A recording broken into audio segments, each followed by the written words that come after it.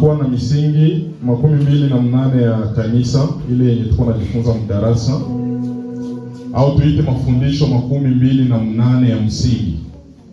Lakini pia hapa mbele kwenye wanaandika engagement, kunakuwa na zile engagement 13. Wakati mbele watu batize walikuwa wanatuuliza swali, tunanyosha mkono hivi, vile vitu vyenye tulikuwa naitikia bana kuandikia hivyo hapa. Inaweza uwezekano unasahau kama ulisema utatumikia Mungu kwa talanta yako na mali zako. Sasa wakati unasoma tena hapa unakumbuka na una renouveler engagement yako.